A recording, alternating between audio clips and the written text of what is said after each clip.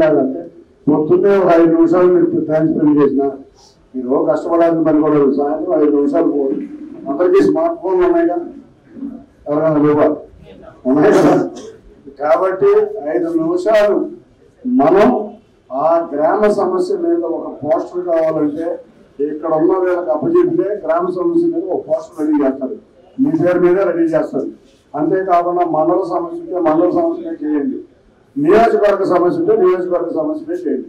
వీటిలన్నిటికన్నా ముఖ్యంగా ఏంటంటే మనం అధికారంలో ప్రతిపక్షంలో ఉన్నాం, అయినా కూడా ఏదో ఒకటి మన చేతనైనంత సహాయం ప్రజలకు చేస్తున్నాం. కానీ ఏదో ఆలోచన కాపో ఈనాడు 50 రోజులు అవుతుంది.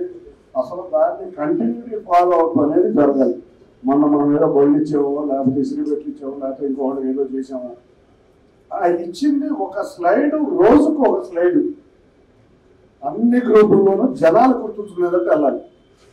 మీకు అదేంటంటే ఒక నాయుడు బ్రాహ్మణులకి మనం కిట్లు ఇచ్చాం, మొత్తం 90 మంది ఉంటే నేను అంగనా నియోజకవర్గంలో 90 మందికి కిట్లు ఇప్పించారు కదా.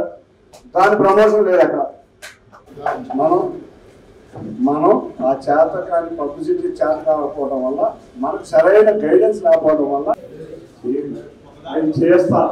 అట్లాగే పథకాలు చెప్తున్నాను, అంటే ఒక ఎగ్జాంపుల్ అని చెప్పారు, పథకాలు చెప్తున్నాను. అతను అమ్మఒడి అన్నాడు, ఏమన్నాడు?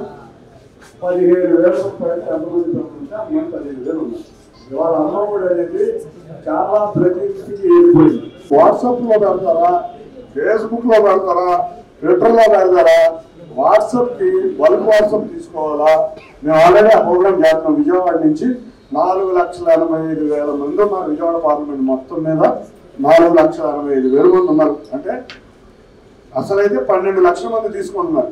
ఈ 12 లక్షలు ఒకటి 2 పథకాలు వస్తున్నాయి, ఒకటి 3 పథకాలు వచ్చినాయి. కాబట్టి డేటా అంతా 2-3 నెంబర్లు కంప్రెస్ చేస్తే 4,85,000 మంది వచ్చింది. వాళ్ళని ట్యాగ్ చేస్తే 2-3 సార్లు నాకు ట్యాగ్ చేసి, లేకపోతే 2-3 సార్లు మీరు మీతో ఇది అయితే సచ్చినంత ప్రతి గ్రామము వాళ్ళకి వెళ్ళిపోవాలి. వాళ్ళు ఏంది వాళ్ళన్న ఫీలింగ్ రావాలి.